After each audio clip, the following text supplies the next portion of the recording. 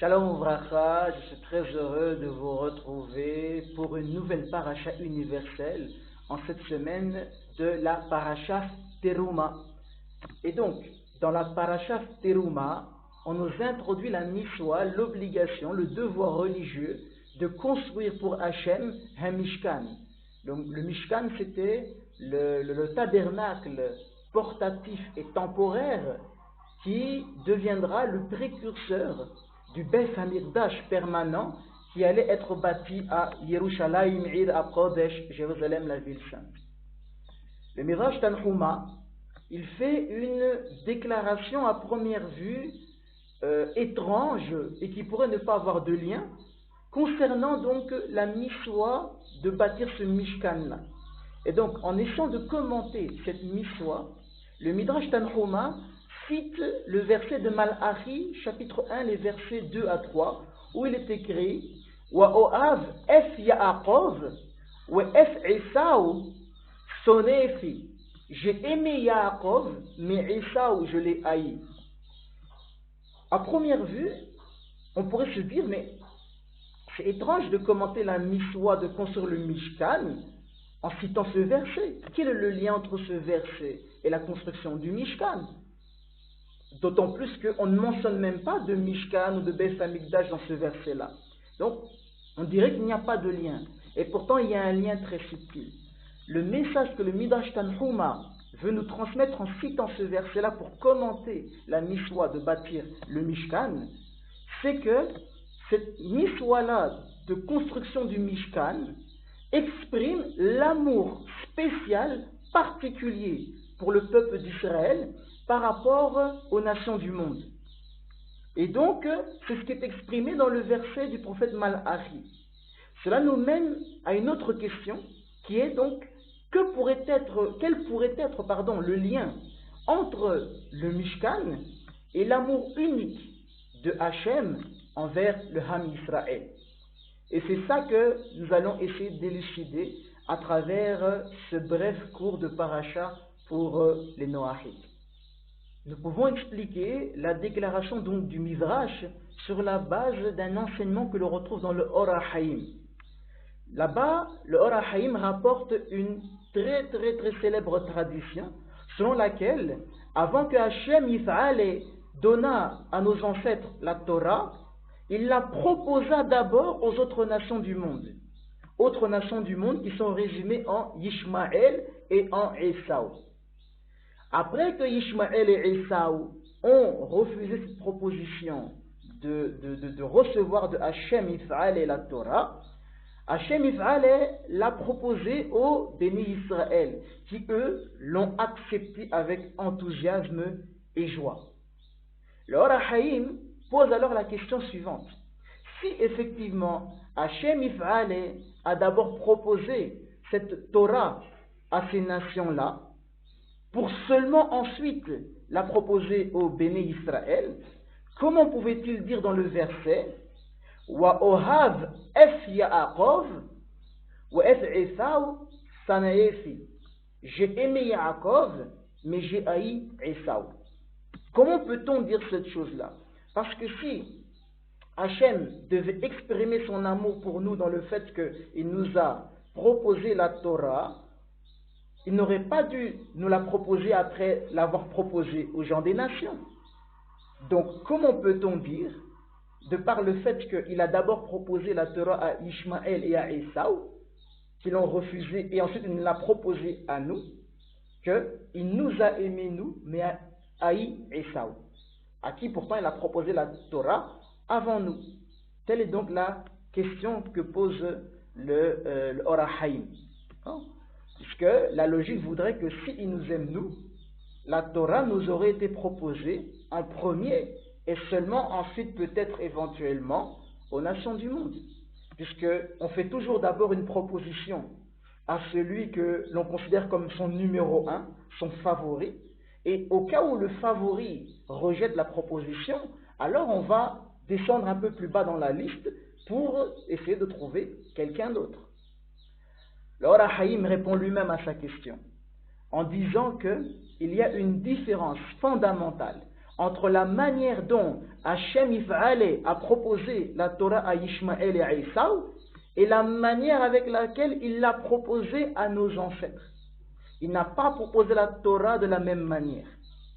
Quand il a offert la Torah aux autres nations, il s'est rendu, pour ainsi dire, dans leur territoire et leur a demandé là-bas s'ils voulaient la Torah. Par contre, quand le temps était venu de proposer la Torah au Ham Israël, alors à ce moment-ci, c'est lui qui a amené le Ham Israël dans son territoire qui était le Har Sinaï, le mont Sinaï. Donc pour cette raison, le Or HaHaim nous explique que Hachem en réalité, il souligne l'amour particulier qu'il a pour le peuple d'Israël dans la manière spéciale et spécifique par laquelle il leur a proposé la Torah. Effectivement, il est écrit dans le livre de Shemot, le livre de l'Exode, chapitre 19, le verset 4, « Wa'avi Ephrem Elai », c'est-à-dire « je vous ai fait venir vers moi ». C'est ça la différence fondamentale entre la manière dont il a proposé la Torah au peuple d'Israël et la manière dont il l'a proposée aux autres nations du monde. C'est comme ça en fait que l'amour spécial de Hachem pour le Ham Israël s'est exprimé par le fait que c'est lui qui nous a invités chez lui, dans son palais, dans son territoire, pour nous offrir donc la Torah, plutôt que de lui se rendre vers notre territoire à nous. D'accord? Et donc, c'est comme justement si vous preniez justement un roi qui invitait dans son palais certaines personnes ou qui se rendait donc dans la maison donc des autres. Qui a le plus d'honneur? C'est celui qui est invité au palais du roi ou c'est celui qui voit le roi invité chez lui? Évidemment, dans les deux cas, c'est quelque chose d'extraordinaire. Mais quand c'est le roi qui s'invite chez vous, vous ne voyez entre guillemets que la majesté du roi.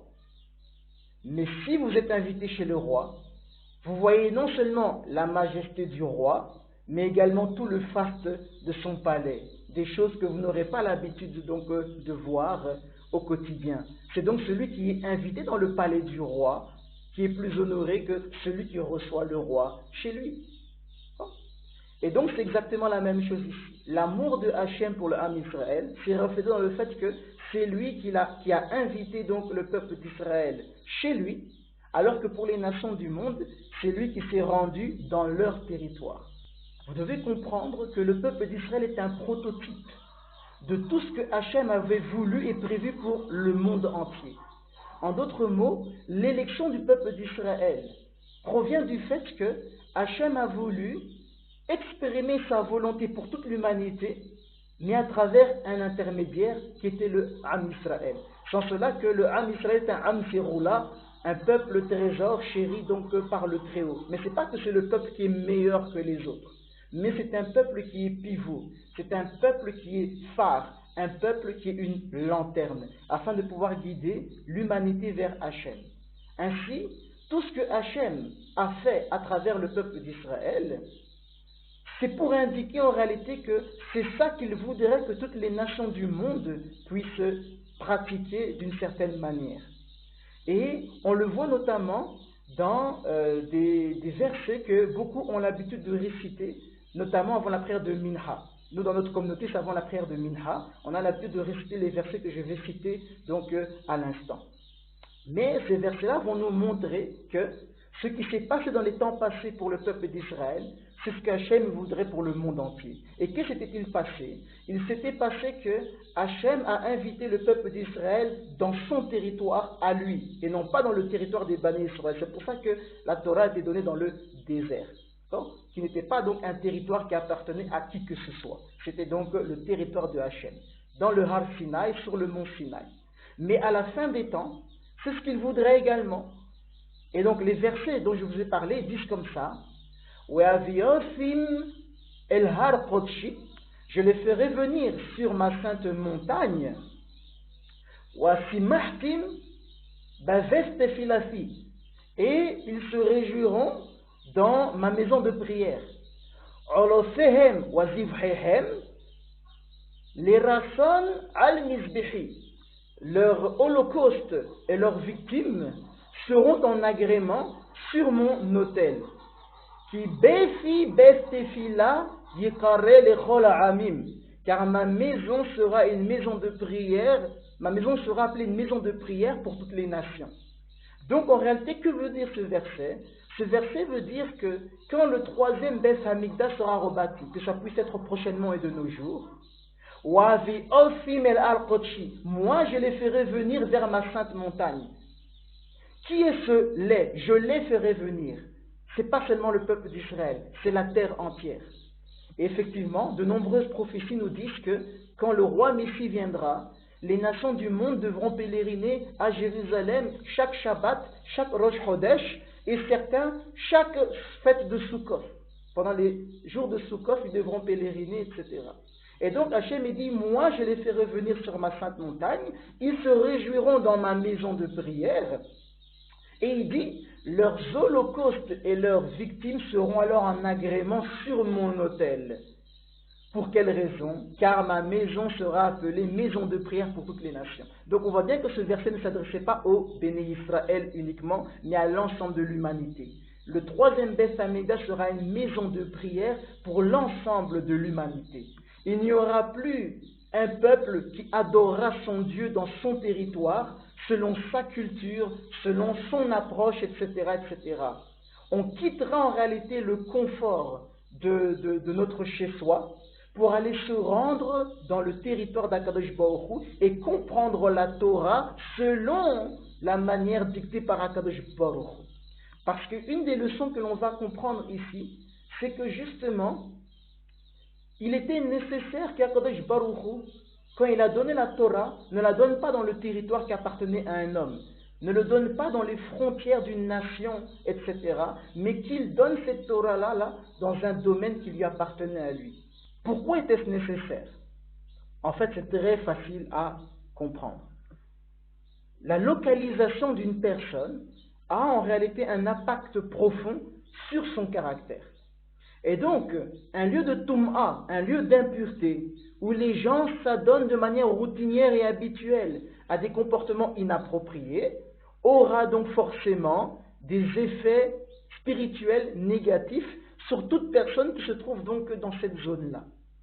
A l'inverse, un lieu de Kedusha, un lieu de sainteté, où les gens s'impliquent dans la Torah, les miswot, les ma'asim tovim, dans l'étude de la Torah, dans l'application des commandements et dans l'accomplissement de bonnes œuvres, eh bien, ça aura une influence positive sur toutes les personnes qui sont donc dans cette enceinte-là ou dans ce lieu-là.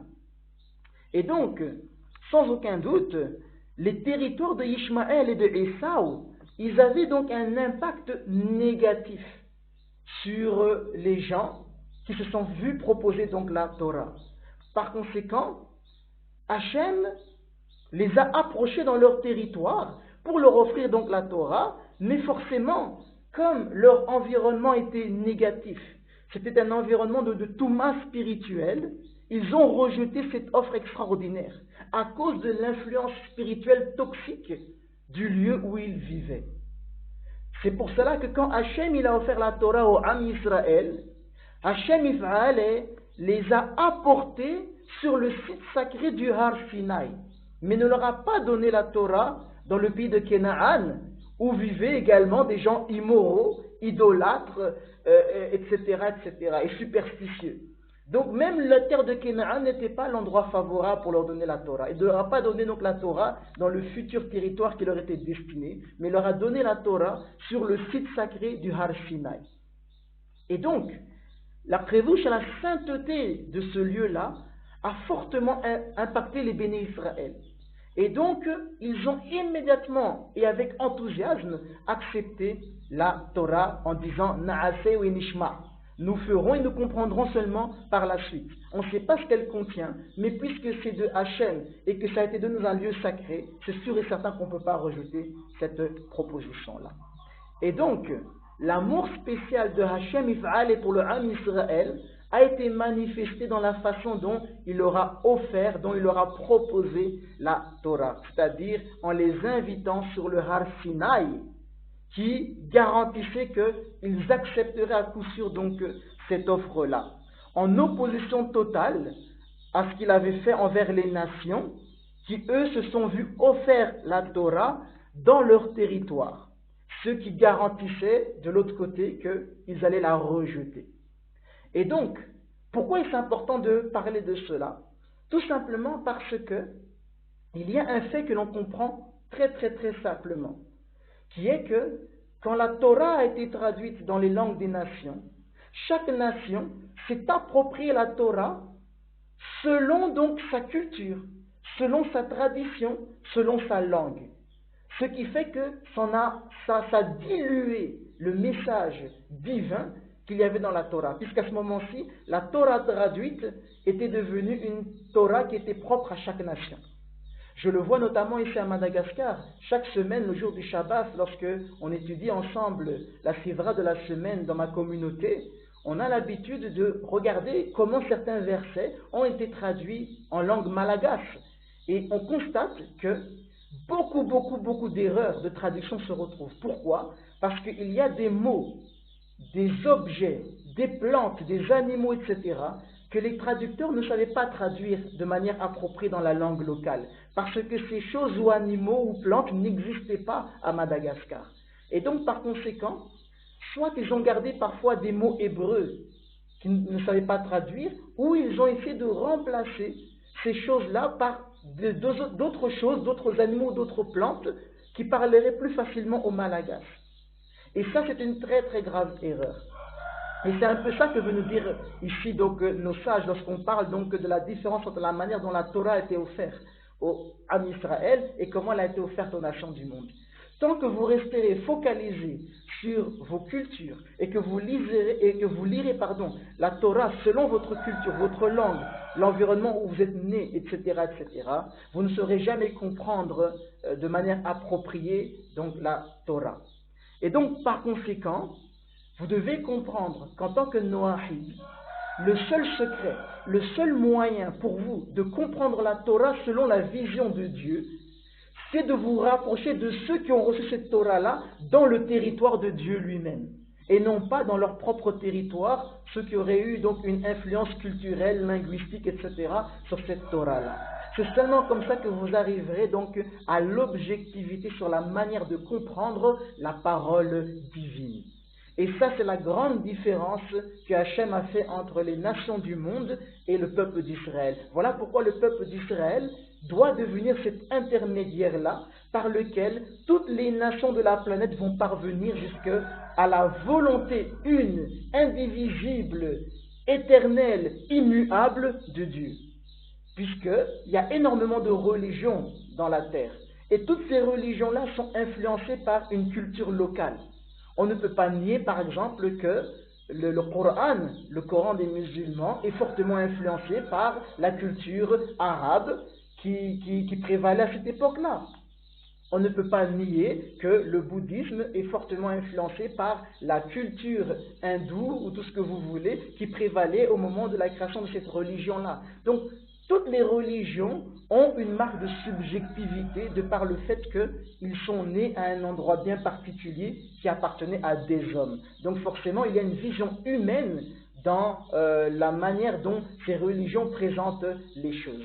Mais le Ham Israël s'est différencié de tous les peuples en ce que la Torah ne leur a pas été donnée dans leur territoire, la terre de Canaan, mais Hachem voulait donc une volonté qui était totalement objective, qui ne dépendrait pas de la culture, qui ne dépendrait pas donc d'un lieu, d'un endroit, etc. Alors il leur a proposé la Torah dans le Har Sinaï. Et par conséquent, vous aussi, si vous voulez l'objectivité totale vis-à-vis de la manière de considérer la Torah, vis-à-vis de la manière de considérer le divin, de la manière de considérer sa volonté, c'est à travers le Ham Israël que cela est possible. Sur cette base-là, nous pouvons maintenant expliquer la connexion qu'il y a entre l'amour spécial de Hachem Yif'aleh pour les béné Israël et la miswa de bâtir un Mishkan. Donc, c'est très simple maintenant à comprendre. On a tous les éléments qui ont été donc réunis. ce lien spécial-là et cette connexion vient du fait que nous sommes profondément influencés par nos entourages, nos environnements. De ce fait, Hachem a ordonné au béni Israël de lui bâtir un site sacré, un lieu où il n'y aurait que la présence divine qui pourrait reposer. Et donc le Mishkan, qui est donc ce site-là de avosa, de service intensif du divin, ça allait donc impacter le peuple, l'inspirer et l'élever. Et pas seulement le peuple, mais l'humanité entière, puisque nous avons vu que cette maison-là est destinée à être une maison de prière pour toute l'humanité. Donc plutôt que ce soit l'homme qui façonne la religion, que ce soit l'homme qui façonne sa manière de comprendre, Hachem leur a donné la miswa de bâtir un site sacré où ce ne serait pas l'homme qui influencerait donc les choses, mais où ça serait en réalité le divin qui aurait un impact donc dans la vie des gens et qui influencerait leur manière de penser, de se comporter, de parler, d'agir, etc., etc. Et donc, vivre dans un pays avec des valeurs qui sont en conflit direct, en opposition directe avec la Torah, avec les valeurs de la Torah, c'est justement quelque chose qui va fortement nous impacter, qui va forcément donc nous influencer. Et en tant que petite minorité, puisque le monde compte près d'1,5 milliard de musulmans, presque le même nombre de chrétiens, etc. Mais le nombre des personnes qui vivent la Torah, à savoir le peuple juif et les Noahides, c'est une petite minorité. Et donc cette petite minorité-là, elle est menacée par les croyances et les systèmes de valeurs ainsi que les comportements des gens qui nous entourent. Et donc c'est pour cela que c'est une miswa vitale et importante pour nous d'avoir un Mishkan, un lieu où on pourra être dans un environnement religieux où nous recevrons une influence positive afin de pouvoir neutraliser les effets des influences extérieures. Chacun d'entre nous, juifs et non-juifs, devons nous assurer en réalité de nous protéger, nous-mêmes, nos familles, etc., donc de l'influence qui est de plus en plus intrusive donc, de la culture environnante. Et donc, ça ajoute au désir ardent que vous devez tous avoir de voir le 3e Beth Hamikdash rebâti prochainement et de nos jours, afin donc d'annihiler totalement ces cultures étrangères qui nous font beaucoup plus de mal en fait que de bien. Ça nous influence notre manière de penser, de parler, d'agir, etc. Mais Hachem veut que nous ne soyons influencés que par lui et par sa Torah. Et la seule solution, ça sera d'aspirer de tout notre cœur à voir donc ce 3e Beth Hamikdash qui devra donc être rebâti et où juifs et non-juifs iront donc pèleriner comme nous avons vu donc dans les versets que nous avons cités au début donc de ce cours. Ainsi, mes très chers frères et sœurs Noahides, je vous invite en attendant que la prophétie du 3e Beth Hamikdash se réalise à vous rapprocher le plus près possible d'une synagogue, d'un Beth Midrash, où il y a un Rav qui est habilité à pouvoir vous enseigner comment suivre la volonté d'Hachem en tant que Noahide. Comment donc vous guider dans vos choix en tant que Noahide? Comment pouvoir donc plaire au Créateur en tant que Noahide? Et comment avoir une bonne relation avec l'ensemble du peuple d'Israël sans forcément passer par la conversion totale. Et donc rapprochez-vous parce que l'environnement est très important. Entourez-vous en réalité de juifs qui sont engagés à la Torah. Entourez-vous donc de rabbanim qui peuvent vous guider. Et comme ça, vous pourrez résister à l'influence de notre société et vivre des vies de Torah qui sont donc des vies donc de dévotion et de service divin que nous sommes tous sur cette terre supposée vivre. Et voilà donc le message fondamental que je voulais vous transmettre à travers cette paracha de Teruma. C'est premièrement il est très essentiel de comprendre la Torah selon la perspective donc divine et de délaisser en réalité la perspective culturelle, historique, linguistique, etc., etc. Parce que tout ça, ça va vous faire viser à côté. Comprenez le message donc qui est que Hachem avait proposé la Torah aux nations dans leur territoire, mais a proposé la Torah au Ham Israël dans son propre territoire divin, qui était donc le mont Sinaï. Et deuxièmement, comprenez que votre environnement aura un impact sur vous. Par conséquent, essayez de vous rapprocher le plus possible d'un environnement de sainteté où il y a des juifs dévoués à la Torah, où il y a donc des rabbanim qui vont pouvoir vous guider dans votre vie donc de Noach. Et donc que très prochainement et de nos jours, nous puissions tous nous retrouver à Yerushalayim Ira Kodesh avec le troisième Beth Hamikdash et la venue de Mashiach Tzidkenu Bimheira Ve'amenu Amen Ken Yehira Sol.